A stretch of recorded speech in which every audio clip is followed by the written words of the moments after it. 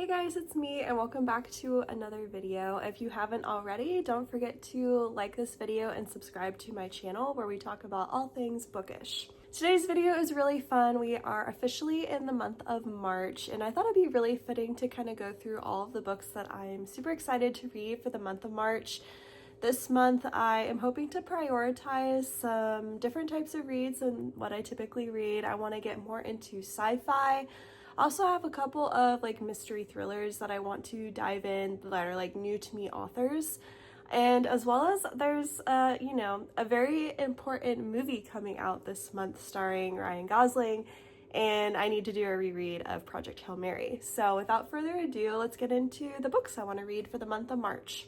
We're going to start with some of the books that I have downloaded on my Kindle, and if you're familiar with how I read, I typically read most of my books on my Kindle. This is my Kindle right here. I love Kindle Unlimited, and I feel like I typically read anywhere between 10 to 15 books a month. I would say more than half of those predominantly come from my subscription that I have with Kindle Unlimited. And I love the variety that it offers to me, as well as just the ease of downloading different types of titles and genres. So the first one I want to talk about is called August Lane. August Lane is by Regina Black. August Lane, this is a second chance romance, and we're following two different perspectives, August and then her ex-boyfriend Luke. So August and Luke grew up together in the small town in the deep south of Arkansas, I believe, and the two of them are coming together after a decade of not seeing one another. So they're brought together because Luke is in the music industry and August Lane's mother is a country music star. Her mom is back in the small town to do this concert, and she wants Luke to sing a song with her. So he is back in the town, and August and Luke end up meeting one another, and so their love story kind of takes off from there. I am little over halfway through this book at this point in time, and I actually really like the dual perspectives that we get from both Luke and August, as well as the past and present timeline. I think that's adding a lot of color and depth to kind of their falling out and how they're going to get back together as a couple. So I think this is also really fun if you enjoy romances that take place with a music industry that have main characters that tend to be a little bit more fiery and feisty. I think you would really gravitate towards this, and the writing is really poetic and beautiful and lyrical. It's very different than other romances I've read before where it's very rom-com heavy. This book is not rom-com heavy. This is more of redemption and healing through trauma, finding your soulmate after years and years of being apart. So I think this is a really unique love story. Not only is it second chances, it's got elements of the music industry. The character work is done really well. The writing is done really well. So I'm really curious to see what I'm going to think of it once I finish. But this is the first book that I want to read in the month of March. The next book I want to read has been on my Libby holds for quite some time, and that would be Marissa Meyer's latest release, which is The House Saphir. The House Saphir is a Bluebeard retelling. It is one of her, I would say, bread and butter type of books. Marissa Meyer, if you're not familiar with who she is as an author, most of her books, I would say, kind of follow this folk tale or folklore fairy tale reimagining, and I really loved Heartless, which was one of her earliest books that focused on the backstory of the Queen of Hearts from Alice in Wonderland.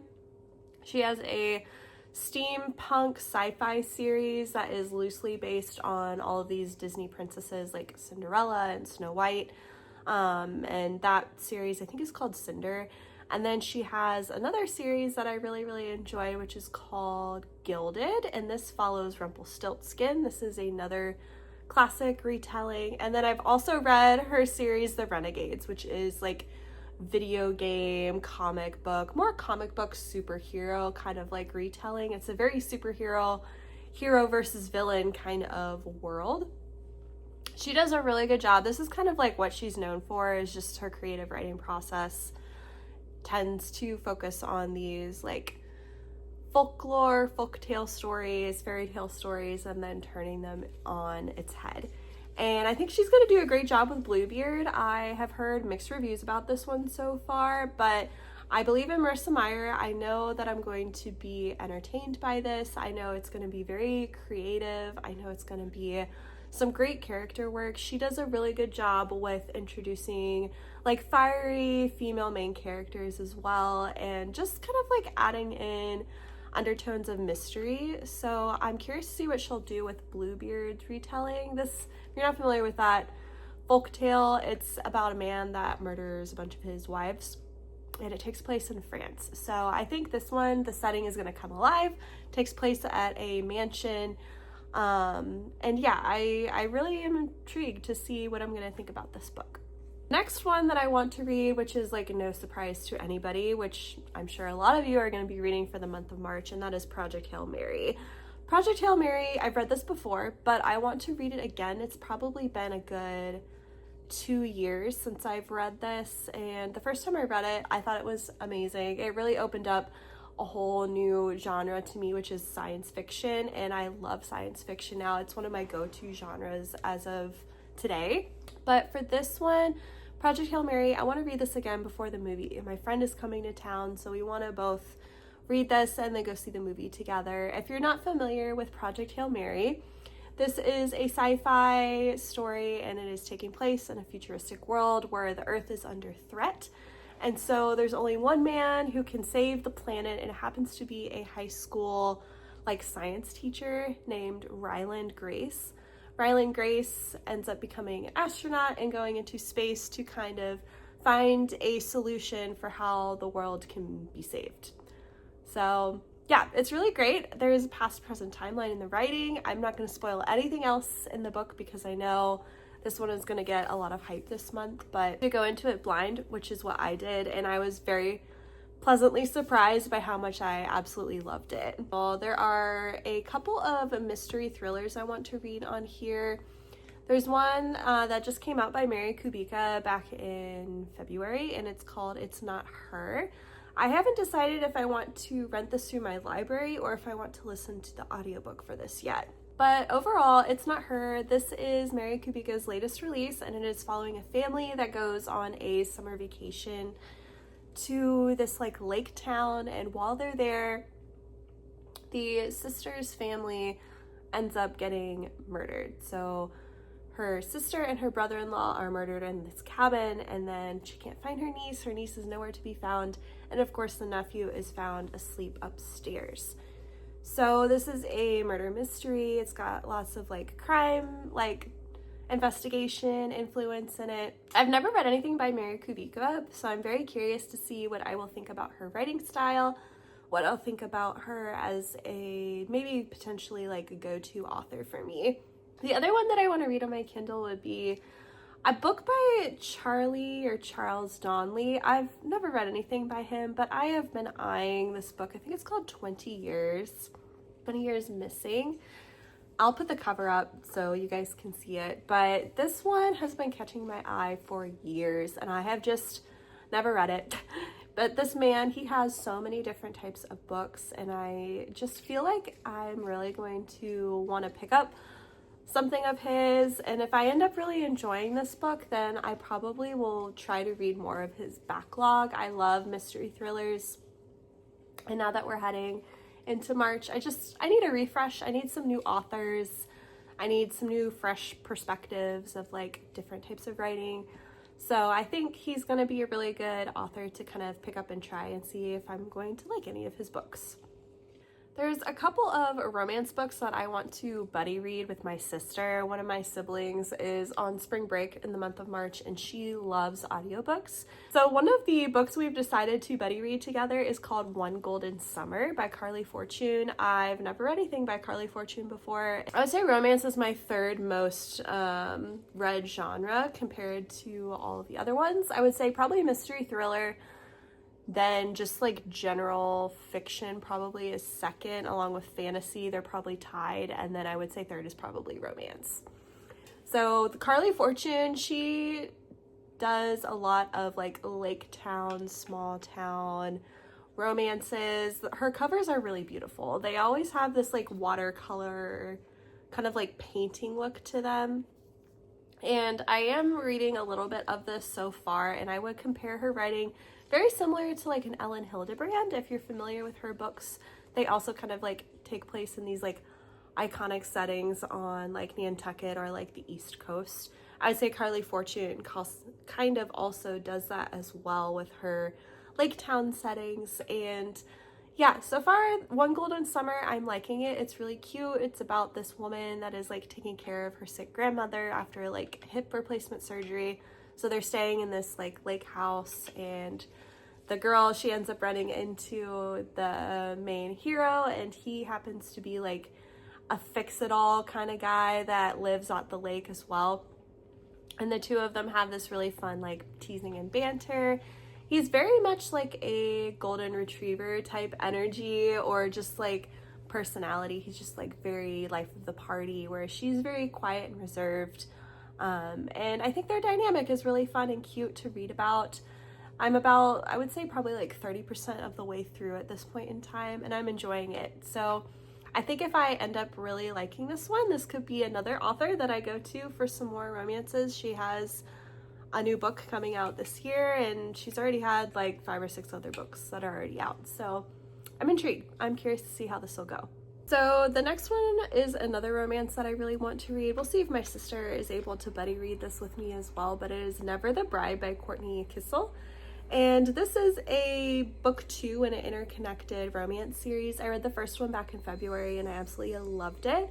So book 2, this one is kind of a marriage of convenience. It's following this girlie that is a divorce attorney, and she needs to get married to get further into her career as an attorney. And so she ends up doing this like arranged marriage with this guy, and the two fall in love. So this is a really cute, like wholesome rom-com. All of her books are clean romances, so you never have to worry about like too much spice. There's hardly any spice at all. It's just like kisses only kind of stuff. And so I'm really excited to read this one. I loved it. This is also on Kindle Unlimited if you're curious about like another Kindle book to pick up for the month of March. And then let's do the last book that I'm excited to read. I might do a buddy read with one of my Instagram friends for this one, but I want to read the 3rd Dungeon Crawler Carl book. I've been making my way through the series and doing about like one a month since January. I started with just reading the first one, Dungeon Crawler Carl, and I found it really funny. The first one I felt like was a little, how do I want to say? The first one felt very bro-y to me, which, I mean, if you've read the series, you kind of get a sense of like his humor. It's very grungy. This world is very apocalyptic. You're following this guy who is sucked down into the earth to compete for his life, and everything they do is televised to these aliens that are like holding Earth hostage, and they want these people to like fight to the death. So Carl, along with his ex-girlfriend's cat, Princess Donut, and she ends up talking in the book as well, the two of them are like running around for their lives in this like crawler style video game real life scenario. So first book kind of just follows the initial setup. Book 2, they are making their way like down through the different levels. Each level, things get more complicated. There's different types of challenges they have to overcome. There's different monsters. There's different just like layers of complexity. And the second one, I would say, had a lot more emotional depth compared to the first one. I think the first one was very much an initial like attention grabber. It's very much like a world building type book, but the second book, to me, you really get much more of a sense for Carl and his inner struggles as to, this is wrong, I shouldn't be like harming these other people that are here like held against their will, like the stuff that these alien like government overlords are doing to us is like awful, like this shouldn't be allowed. He's just really grappling with like these existential questions, and you get much more of a sense for that in book 2, and just the overall humanity of the world and the apocalypse in this crazy series. So I really want to read book 3. I want to keep a continuous like momentum with the series throughout the year and do like one book a month. I think that's a pretty good like goal for me. And so for that, I would love to read this with one of my good friends on Instagram. She reads like crazy. This girl reads like over 300 books a year. I don't know how she does it, but yeah, she's gonna reach out to me and we're gonna read this one together. So I'm really excited to like have a buddy to read this one with. And yeah, I guess the last goal I'll impart with you guys, maybe you can help me out with this one and leave a comment down below, but I want to read another Stephen King book for the month of March. I'm also trying to read like maybe one Stephen King book a month as I continue on with 2026. I've already read The Shining this year and I really enjoyed it. I gave it 5 stars and I'm craving another Stephen King book, and I don't know if I need to go back and try something like Carrie. I haven't read like Carrie yet, or if I need to try like one of his newer ones and kind of see how that goes. I've also really wanted to read The Green Mile and 11/22/63, which I've heard from multiple people that don't like Stephen King that this is their favorite Stephen King book, 11/22/63. So I might read that one as well. I want to read it this year at some point, but we'll see if I get to it in March or not. But yeah, if you guys could like persuade me one way or the other which Stephen King book I should read in the month of March, just leave a comment down below and I'm curious to see like what you would recommend for me. Well, that's all for today's video, guys. Thank you so much for sticking around and hanging out with me. Don't forget to like this video and subscribe to my channel for more cute bookish things. And yeah, I'll see you guys in the next one. Have a good day. Bye.